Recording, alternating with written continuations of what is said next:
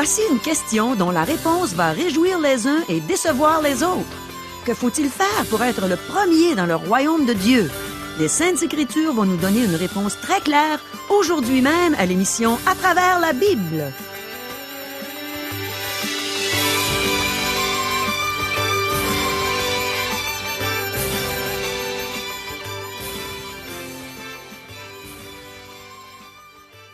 Chers auditeurs, pour en savoir davantage sur le contenu de cette émission, vous pouvez contacter en tout temps Radio Espoir via Internet à www.radioespoir.ca ou par téléphone, sans frais, au 1-877-l'Espoir, 1-877-537-7647. Bonjour, ici Caro. Que vous soyez croyant ou non, je suis certaine que nos questions d'aujourd'hui vont vous intéresser énormément. Les voici. Est-ce que Dieu peut pardonner à quelqu'un de s'être divorcé? Est-ce que l'adultère est une cause admissible de divorce? Est-ce que Dieu désire que nous ayons la foi d'un enfant? Est-ce qu'on peut acheter la vie éternelle? Devons-nous travailler pour recevoir des récompenses et mériter une position dans le royaume de Dieu? Que faut-il faire pour être le premier dans le royaume de Dieu? Demeurez à l'écoute. Le pasteur Régent Joly a fait des recherches dans la Bible et il est prêt à nous donner tout ce bon enseignement qui vient de la parole de Dieu. Mais premièrement, prions. Seigneur mon Dieu, on désire que tu nous enseignes encore aujourd'hui. On a besoin de ta parole pour que notre vie puisse être agréable. On veut se réjouir en toi, se réjouir de l'enseignement que tu vas nous donner. Parle-nous, Seigneur, on écoute. Amen. À toi, Régent. Merci, Caro. Chers amis, dans ce 10e chapitre de l'Évangile selon Marc, Jésus se met en route vers Jérusalem. Il quitte la Galilée sans annoncer son départ et il passe par le côté du Jourdain dans la région de la Décapole. Il enseigne la foule qui vient vers lui. Les ennemis de Jésus le suivent et l'épient. Chers amis, débutons notre lecture de l'Évangile selon Marc, chapitre 10, versets 1 et 2. Jésus, étant parti de là, se rendit dans le territoire de la Judée au-delà du Jourdain. La foule s'assembla de nouveau près de lui, et selon sa coutume, il se mit encore à l'enseigner. Les pharisiens l'abordèrent, et, pour l'éprouver, ils lui demandèrent s'il est permis à un homme de répudier sa femme. Les pharisiens ne posèrent pas cette question pour obtenir une réponse, mais pour piéger Jésus. Ils avaient déjà une opinion ferme sur la question du divorce. En demandant à Jésus s'il était permis à un homme de répudier sa femme, les pharisiens désirent que Jésus se prononce sur une question sensible, puisque le roi Hérode a répudié sa femme, et Jean-Baptiste a été décapité parce qu'il a dénoncé ce péché. Jésus ne devait pas aller à la croix pour cette raison. Si Jésus répond « non », il risque d'entrer en conflit avec Hérode, en plus de contredire Moïse. S'il répond « oui », ils lui reprocheront d'être laxiste dans son enseignement. Jésus emploie sa méthode habituelle pour éviter le piège. Il répond par une question. Versets 3 et 4. Il leur répondit, « Que vous a prescrit Moïse? » Moïse, dirent-ils, a permis d'écrire une lettre de divorce et de répudier sa femme. La réponse était facile à prévoir, vu que Deutéronome 24, versets 1 et 2 dit « Lorsqu'un homme aura pris et épousé une femme qui viendrait à ne pas trouver grâce à ses yeux parce qu'il a découvert en elle quelque chose de honteux, il écrira pour elle une lettre de divorce et, après la lui avoir remise en main, il la renverra de sa maison. Elle sortira de chez lui, s'en ira et pourra devenir la femme d'un autre homme. » Moïse a permis le divorce, mais ce n'était pas l'intention originale de Moïse, ni de Dieu. L'idée était encore moins de permettre le divorce pour des peccadilles, mais éventuellement l'élite religieuse a interprété la loi afin de permettre le divorce même pour un repas brûlé. Cependant, Jésus va revenir à une question plus fondamentale et importante à comprendre. Plutôt que de discuter du divorce, il va discuter de la question du mariage. C'est plutôt de cela que nous avons besoin de parler aujourd'hui. Bien des gens questionnent un pasteur au sujet des causes de divorce admissibles, mais elles ne le consultent pas lorsqu'il est temps de se marier. Elles demandent simplement s'il est disposé à faire la cérémonie. Jésus explique pourquoi Dieu a permis le divorce, mais il parle ensuite du mariage. Versets 5 à 9. Et Jésus leur dit, « C'est à cause de la dureté de votre cœur que Moïse vous a donné ce précepte. Mais au commencement de la création, Dieu fit l'homme et la femme, c'est pourquoi l'homme quittera son père et sa mère et s'attachera à sa femme, et les deux deviendront une seule chair. Ainsi, ils ne sont plus deux, mais ils sont une seule chair. Que l'homme, donc, ne sépare pas ce que Dieu a joint. » Jésus ramène ses auditeurs à l'intention originale de Dieu avant la chute et le péché.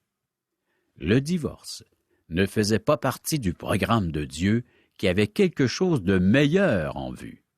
De même, le meurtre ne faisait pas partie du plan de Dieu, mais un meurtrier peut être pardonné. Le divorce est un péché, mais les divorcés peuvent être pardonnés, même que dans certaines circonstances, ils peuvent se remarier selon la Bible. Je ne comprends pas que l'on accepte de pardonner à un meurtrier, mais qu'on refuse le pardon à une personne divorcée. Nous agissons comme si cette personne avait commis le péché impardonnable. Une personne sauvée après un divorce ne devrait pas en porter les stigmates plus qu'une personne qui a commis un autre péché. Nous sommes tous des pécheurs sauvés par grâce. Le divorce fut simplement leur péché. Jésus enseigne que le mariage est un lien plus fort que celui entre un parent et un enfant. Un enfant peut être désavoué et un mariage brisé par l'infidélité. Jésus montre que le mariage est une union faite par Dieu. C'était l'intention originale du Créateur. Toute violation de celle-ci est un péché, mais ce n'est pas le péché impardonnable. Le problème, c'est que l'on épouse souvent la mauvaise personne. Il me semble que l'on ferme l'écurie après que le cheval soit sorti. C'est avant notre mariage qu'il faut consulter des personnes matures spirituellement. De nombreuses personnes qui ne devraient pas se marier le font tout de même.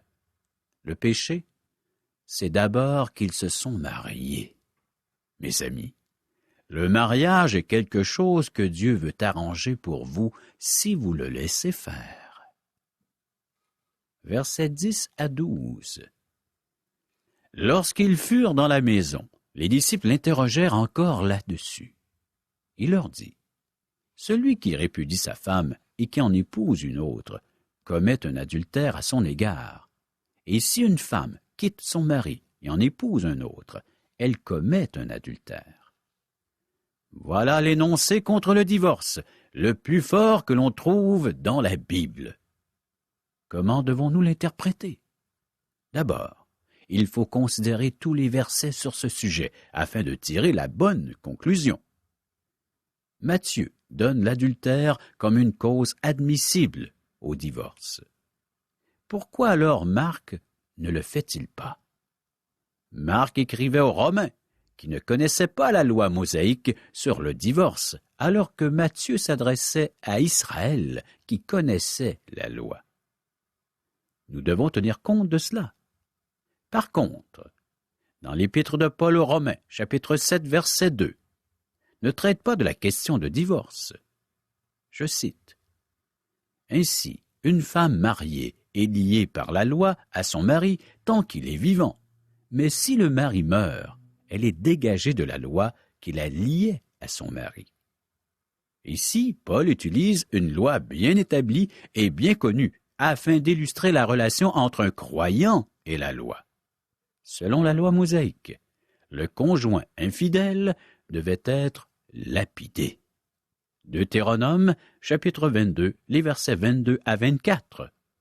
Si nous faisions cela encore aujourd'hui, les employés municipaux ne feraient que ramasser des roches dans la rue. Les enfants sont les victimes innocentes des divorces, ce qui ajoute à la gravité du péché. De nombreux enfants sont marqués à vie par le divorce de leurs parents. Ce n'est pas une coïncidence, mais c'est le résultat du péché. Pourtant, Jésus aimait et accueillait les enfants. Versets 13 à 16. On lui amena des petits-enfants, afin qu'il les touche, mais les disciples reprirent ceux qui les amenaient. Jésus, voyant cela, fut indigné et leur dit, « Laissez venir à moi les petits-enfants, et ne les en empêchez pas, car le royaume de Dieu est pour ceux qui leur ressemblent. Je vous le dis en vérité, quiconque ne recevra pas le royaume de Dieu comme un petit enfant n'y entrera point. » Puis il les prit dans ses bras et les bénit en leur imposant les mains. Les enfants n'avaient pas à attendre d'être adultes pour s'approcher de Jésus. Des parents attendent que leurs petits grandissent, espérant qu'ils prendront une décision pour Christ une fois adultes. Le Seigneur Jésus affirme qu'il aimerait que les adultes deviennent comme des enfants. Nous parlons de la croissance et de développement personnel aujourd'hui. Cela est bien si vous êtes devenu un enfant de Dieu. Mais il faut cesser de se fier à notre intelligence et nos connaissances et retourner à la simplicité d'un enfant et faire confiance à Christ avec cette foi enfantine.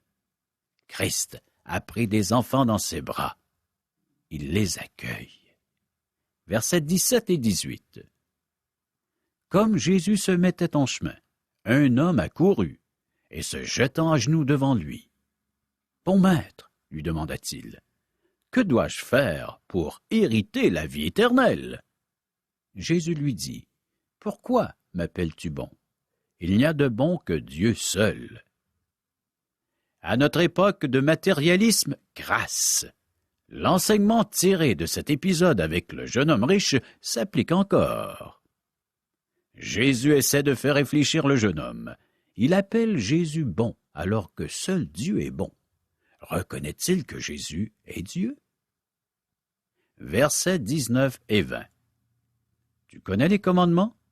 Tu ne commettras point d'adultère. Tu ne tueras point. Tu ne déroberas point. Tu ne diras point de faux témoignages.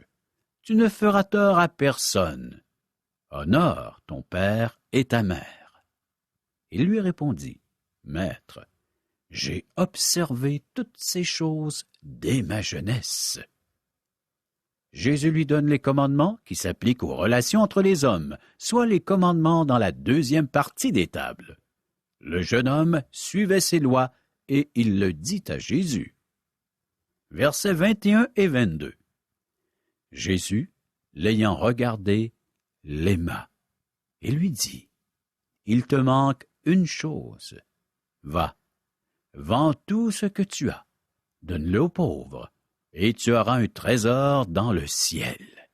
Puis viens et suis-moi. » Mais, affligé de cette parole, cet homme s'en alla tout triste, car il avait de grands biens. Alors Jésus lui a dit qu'il lui manquait une chose. C'est sa relation avec Dieu qui n'allait pas, et ses richesses étaient l'obstacle. Il avait appelé Jésus bon, et s'il avait suivi Jésus, il aurait découvert que Jésus est bon, parce qu'il est Dieu. Jésus l'invite à se séparer de ses richesses et de le suivre. Cela l'aurait mené à la croix pour le rachat de ses péchés.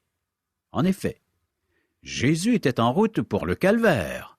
Malheureusement, le jeune homme a préféré ses richesses à la grâce de Dieu et à une relation intime avec Jésus. L'apôtre Paul a dit « Car l'amour de l'argent est une racine de tous les maux. » 1 Timothée, chapitre 6, verset 10. Il répète l'enseignement que Jésus donne dans ces versets.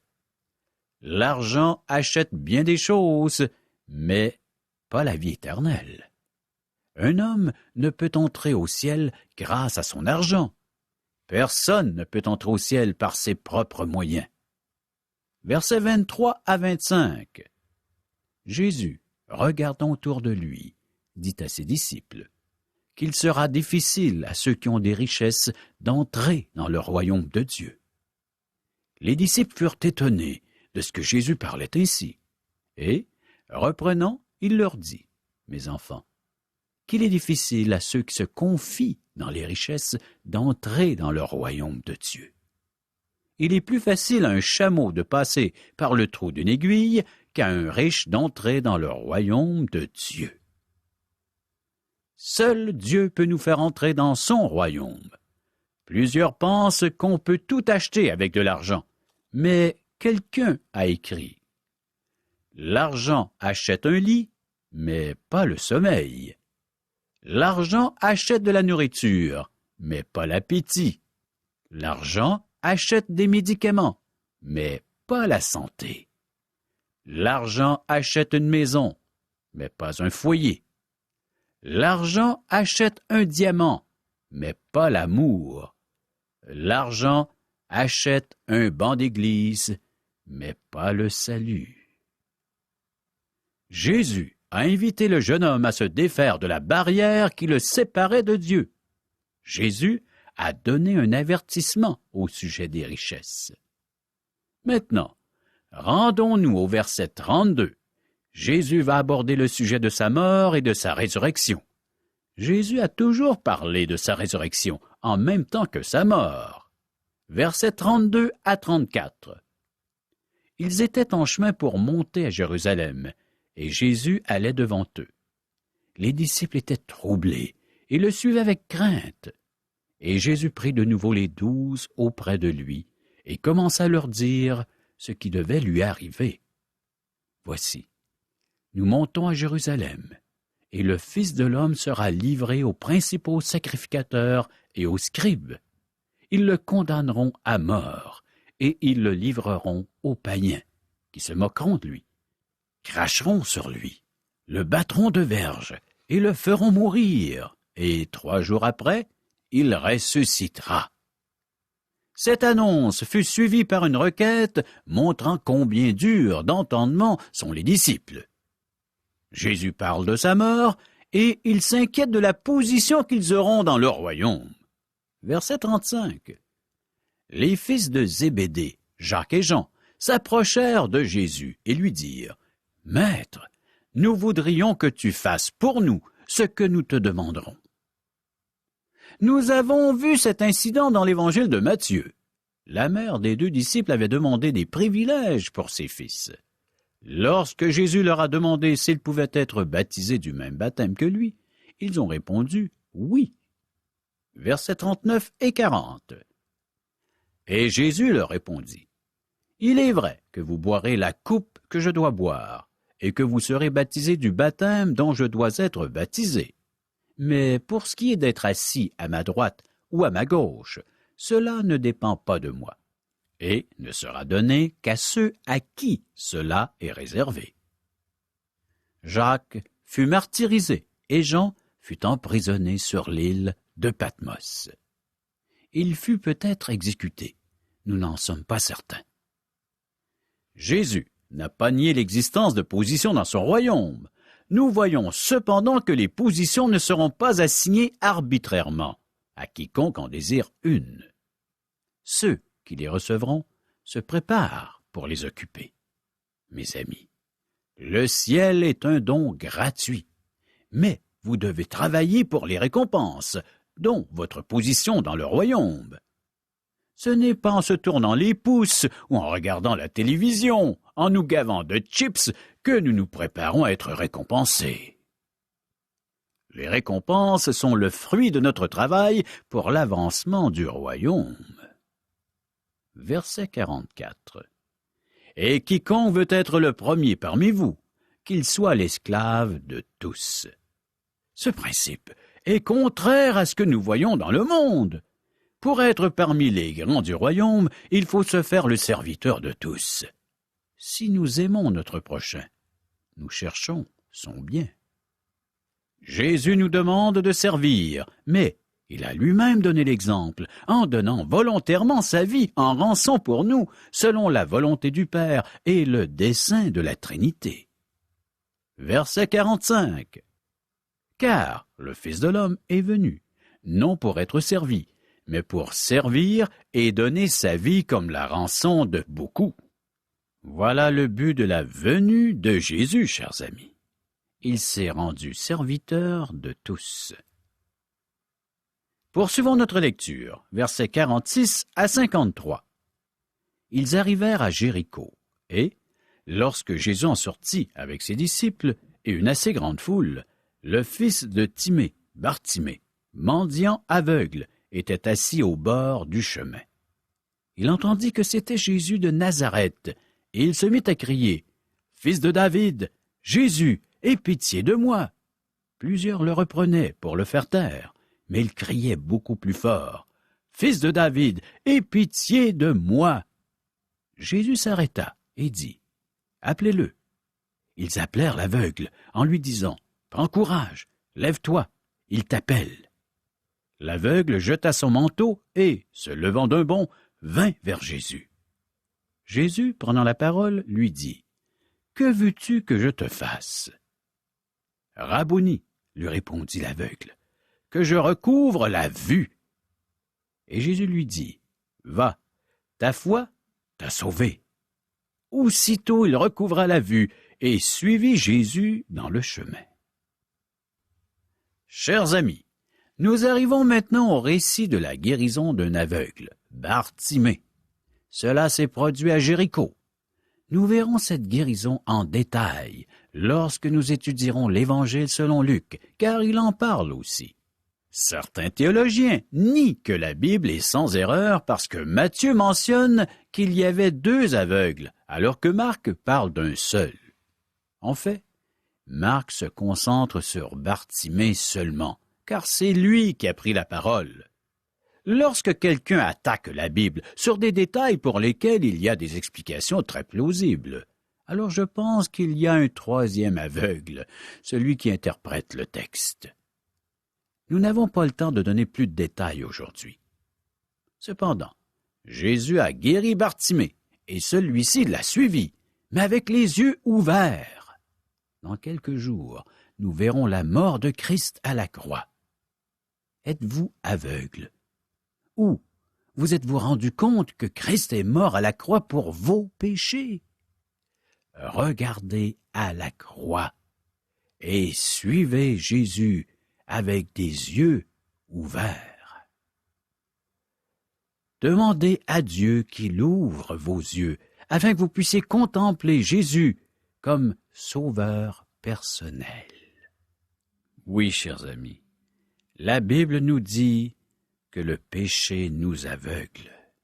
Il n'y a qu'une seule façon d'y voir plus clair, c'est de demander à Jésus qu'il vienne nous laver, nous purifier de tout péché. Chers amis, préparons-nous à la prochaine émission en lisant l'Évangile selon Marc, chapitre 11. Merci beaucoup, Régent. Avez-vous remarqué, mes amis, à quel point Dieu nous aime? À travers ce qu'il nous a enseigné aujourd'hui, on a pu voir qu'une personne divorcée, qui prend la décision de recevoir Christ dans sa vie, qui devient un enfant de Dieu par la foi en Jésus-Christ, est une personne nouvelle qui peut aussi refaire sa vie avec un nouvel époux, une nouvelle épouse. Dieu est gracieux et bon envers nous. Vous trouvez pas? Et même un enfant de Dieu qui répudie son conjoint pour cause d'adultère peut refaire sa vie avec un nouveau conjoint. Dieu veut qu'on soit heureux même ici-bas, en attendant d'entrer dans son royaume pour l'éternité, où il nous réserve une vie parfaite, extraordinaire, dans sa présence à tout jamais. Alors, bien sûr, on peut voir aussi que Dieu n'encourage pas le divorce, et même il le déteste. Il a dit que l'homme donc ne sépare pas ce que Dieu a joint.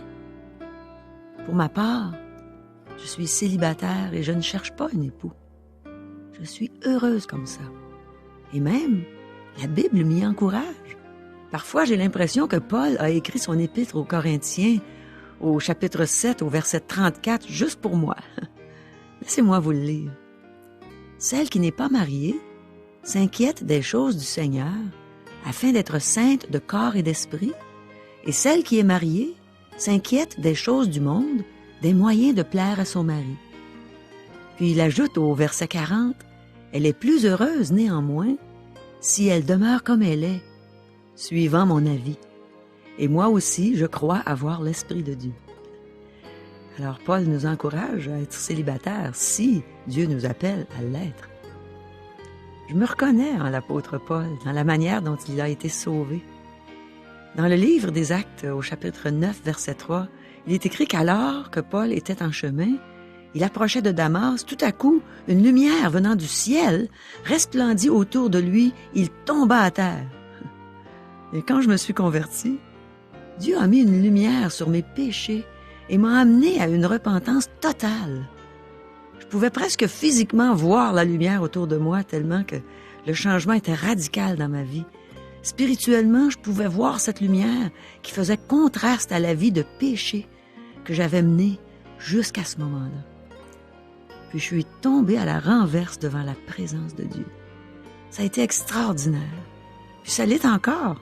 À chaque fois que j'y pense ou que j'en parle, comme en ce moment par exemple, j'aime tellement me rappeler de ce moment où la lumière est entrée dans ma vie et je suis partie chez moi.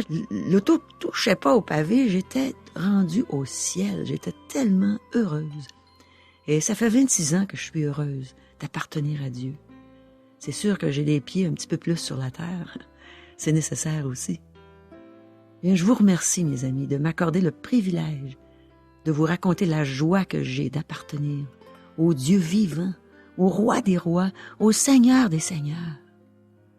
Maintenant, si vous êtes marié, je suis certaine que vous pouvez vivre des moments extraordinaires dans la présence de Dieu, vous aussi. Mais je préfère être célibataire.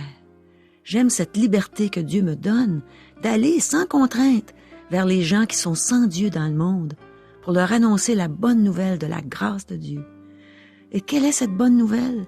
C'est que Dieu a tant aimé le monde qu'il a donné son Fils unique afin que quiconque croit en lui ne périsse pas, mais qu'il ait la vie éternelle. Crois-tu en Jésus? Caro, nous invitons les auditeurs à assister à un merveilleux déjeuner de l'espoir. Pourrais-tu nous expliquer qu'est-ce qu'un déjeuner de l'espoir? C'est justement comme ce que tu viens de dire, Régent, c'est merveilleux. C'est merveilleux parce que, premièrement, les gens viennent prendre un bon déjeuner gratuitement, en compagnie de gens qui vont les aimer, les entourer, et ensuite on entend un témoignage d'un vécu, le vécu d'une personne, comme toi, Régent. La dernière fois que j'ai entendu ton témoignage, j'ai été épatée. J'ai trouvé ça extraordinaire de t'entendre raconter ce que Dieu avait fait dans ta vie, comment il t'avait transformé, et en même temps, ton sens de l'humour là, qui a transpercé les cœurs et qui a fait rire les gens, qui a fait du bien aux gens. Alors c'est ça, un merveilleux déjeuner de l'espoir. Ça vaut la peine de venir entendre ces témoignages. Et je vous le répète, c'est gratuit. Nous vous invitons donc à venir participer à ces merveilleux déjeuners de l'espoir qui auront lieu à la grandeur du Québec. Comment faire pour savoir où auront lieu ces déjeuners? Vous pouvez nous rejoindre par téléphone 1-877-L'Espoir, 1-877-537-7647 ou via courriel à www.radioespoir.ca ou à notre adresse postale. Radio Espoir, casier postal 34 Charlebourg, province de Québec, le G1G 6P2. Au revoir. Bye bye.